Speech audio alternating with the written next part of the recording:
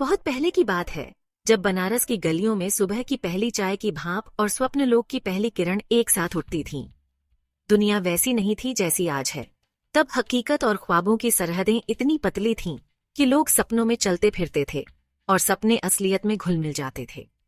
इसी दुनिया में थी एक अनोखी बस्ती, मायाजाल, जहां ख्वाबों से ही घर बनते थे और यादों से गलियां। इस बस्ती का चौकीदार था अगम्य, एक ऐसा लड़का जो सपनों को गूंथ सकता था, उन्हें आकार दे सकता था और जरूरत पड़ने पर हकीकत में भी बदल सकता था। सब कुछ अच्छा चल रहा था, जब तक कि काल सर्प की नजर इस नगरी पर नहीं पड़ी। काल सर्प कोई सांप नहीं था, बल्कि वह निराशा, डर और टूटे हुए सपनों की छाया था। उसने लोगों के ख्वाब चुराने शुरू कर दिए। जिन्हें भी छूता, उनका सपना टूटकर बिखर जाता और वे कभी फिर से सपने देखने की हिम्मत नहीं कर पाते। धीरे धीरे मायाजाल की गलियां वीरान होने लगीं। पहले जहां हर ओर रंग बिरंगे ख्वाब तैरते थे, अब वहां सिर्फ धुंध थी। वह धुंध जो इंसान को अंदर से खाली कर देती है। अगम्य को पता था कि उसे कुछ करना होगा, लेकिन अकेला वह कुछ नहीं कर सकता था। उसे चाहिए था स्वप्न कलश, एक जादुई चीज जिसमें इतने सपने भरे थे कि वे किसी भी अंधेरे को खत्म कर सकते थे। लेकिन यह कलश विस्मृति के वन में था, वहां जहां भूल चुके ख्वाब और अधूरे अरमान भटकते रहते थे। अगम्य अकेले ही उस जंगल में दाखिल हुआ, जहां हर ओर छायाएं थीं।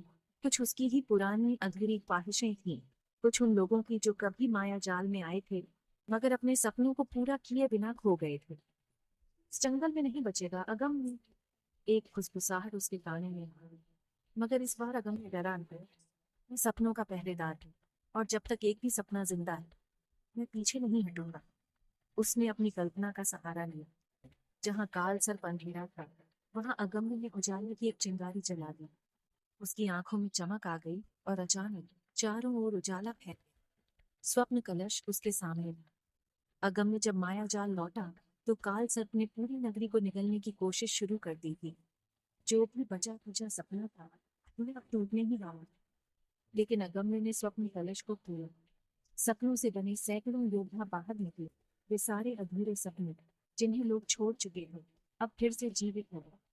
उन्होंने काल सर्प से लड़ा। ये कोई तलवारों की लड़ाई नहीं थी, ये तो नींद और हताशा की जंग थी। हर बार जब काल सर्प किसी योद्धा को तोड़ने की कोशिश करता है, वो दोबारा खड़ा हो जाता है।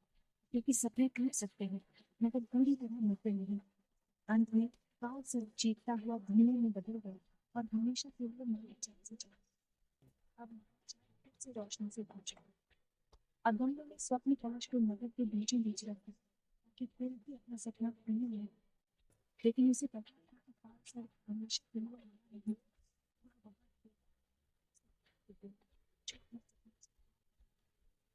इसलिए अगम्य ने लोगों को सपनों से डरो मत, उन्हें टूटने दो, मगर मरने मत दो। क्योंकि कभी कभी एक अकेला इंसान भी अंधेरे को रोशनी में बदल सकता है। बस उसे अपने सपनों पर यकीन होना चाहिए।